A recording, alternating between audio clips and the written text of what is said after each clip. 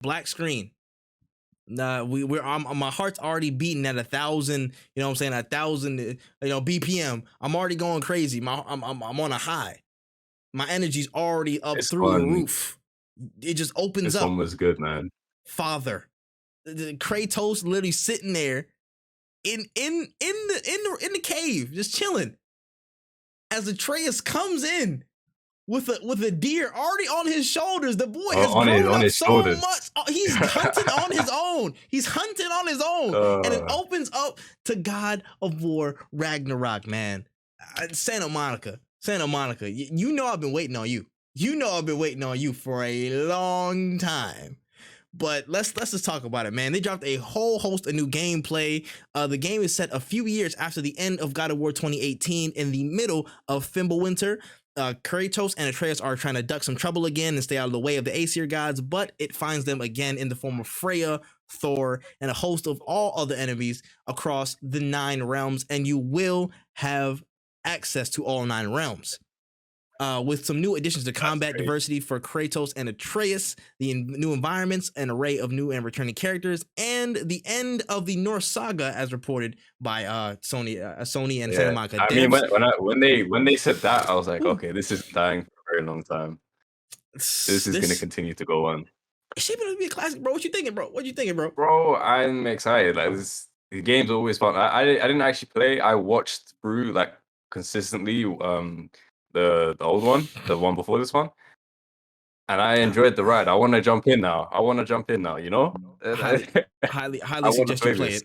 I highly suggest you play it at least once. I highly suggest it. Highly, like yeah. When I cop PS5, definitely I'm gonna play.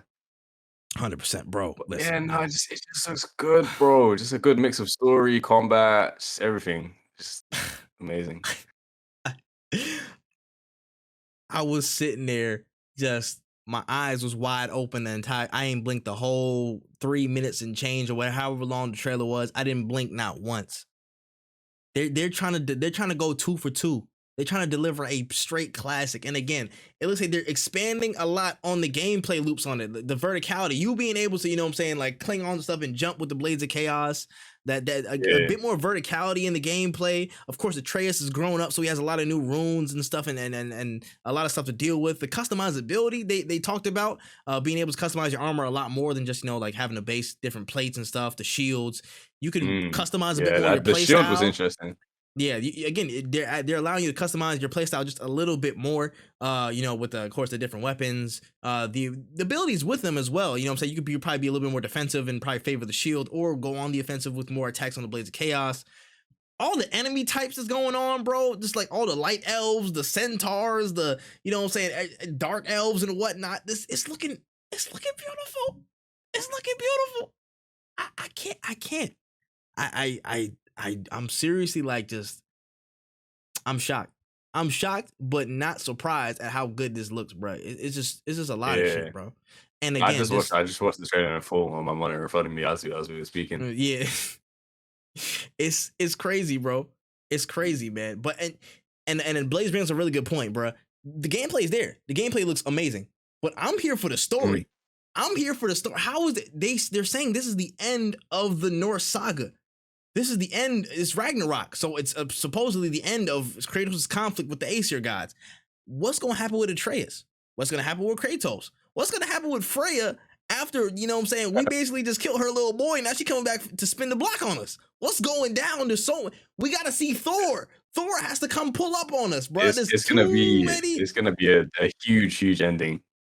Sure. It's gonna be epic. It's gonna be epic, bro. We even see Tyr, the Aesir God of War in the trailer. The Norse God of War. We see Tyr eye to eye with the God of War. They pull on the Spider-Man meme. They just. Oh, okay. Well, not eye to eye for like 3 seconds. Eye to eye for like 3 seconds. Then that nigga pulled out, like, you know what I'm saying. He pulled up into like straight NBA center height. But that's beside the point. You know what I'm saying? Like, it's crazy, bro. It's crazy. There's just so many plot points that are unresolved from the last game that we're gonna have to tackle in this game. It's gonna be such an epic conclusion. I'm too excited, man. I'm too excited for this, bro. Like this is gonna be next level, man. And again, shouts to all the cast of characters that have been shown in the game so far that are also returning and debuting. Even shout out to the Black Queen in there as well, man. You know what I'm saying? Big shout out to her. She a giant. I think it was Angerdoba. I think that was her name in the game. She's gonna be included in the game. Of course, we're gonna see Thor. Will we see Odin? Maybe. Will we see Odin? Possibly.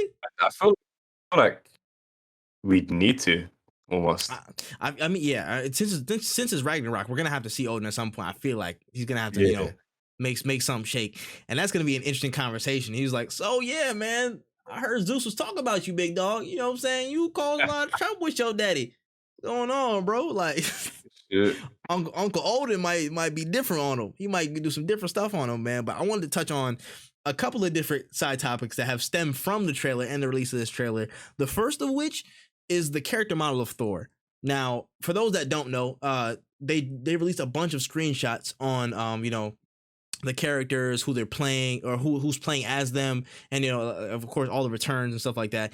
And then people have been focusing a lot on Thor because he doesn't necessarily have the, you know, the body. He doesn't like Chris Hemsworth. Yeah, he doesn't have the body of Chris Hemsworth, or you know, the Thor as many people in society have known and, you know, have known and come to love over time. And I just want to get your thoughts on it. I got my thoughts on it, but I think a lot of people have been responding to it how I would. But go ahead. Yeah, he looks fine, bro. There's actually nothing to really argue about. He looks perfectly fine. I don't see anything wrong with his character design. And so most people that are very into most mythology and all that kind of stuff, they very, very, very happy to see how his design has come out. So yeah, it's fine. Mm-hmm. I'm just like, don't be mad, bro. Don't be. Why? Don't be mad, bro. I'm just tight how people were so hard set on like, yo, he's not supposed to look like that, bro. He's not supposed to look like that. That's Thor. He's not. But did y'all not realize that's how he actually look? The nigga he drinks every day. He fights niggas every day. He eats ox, like, you know, it's like whole oxen in one go. He is a really, like, he's just a belligerent bastard, bro. That's how he was. That's canon. That's canon. That's real life. And that fits his mold. That how he looks fits exactly how, you know what I'm saying, how he's been portrayed in stories and stuff like that, and like all the old tales from before. He's a menace. And that looks like a proper menace to me. You know what I'm saying? Somebody that drinks that much a day will probably look like that. Somebody who has tons of strength probably looks like that. He's not going to look like Thor, you know what I'm saying, with the six-pack down and stuff like that. He's not going into a bodybuilding competition with niggas. He the person that took out all the giants in one swipe. That was him. That was him that did that. You know what I'm saying? He wasn't doing that running a calorie deficit. Nigga, what are you talking about, bruh? Like, come on now.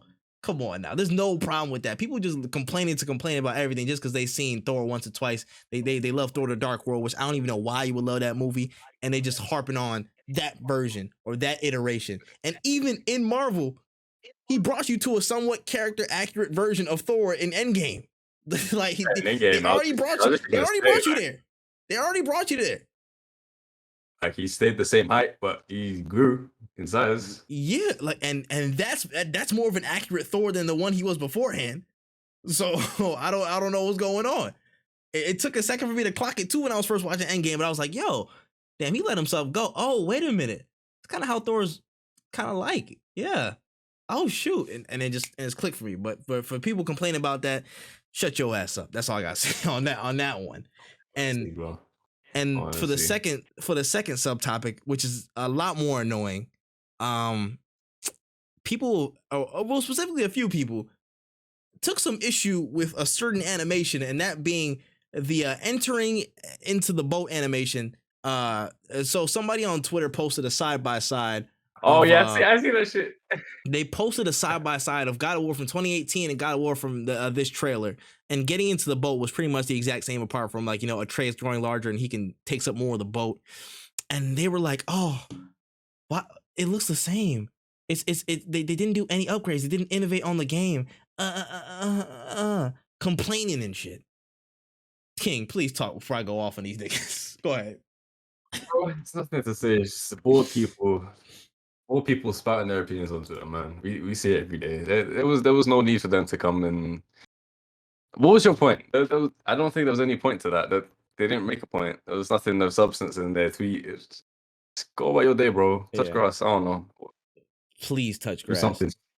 The one Do something, thing bro. the one thing I loved about that is all the game developers who came out and quoted that tweet just to shit on him. And hilarious. I think it was like Moy Para. I think he worked on Apex Legends. He was like, excuse me. He was like, oh yeah. He's like, only the best developers, you know what I'm saying, take 10 years worth of assets and 10 years worth of, you know what I'm saying, work and throw it away for the next update. Cause that's what really good developers do. I'm like, yeah, that Really good like, developers. son, like y'all niggas are stupid, bro. These developers came out like, look at these niggas.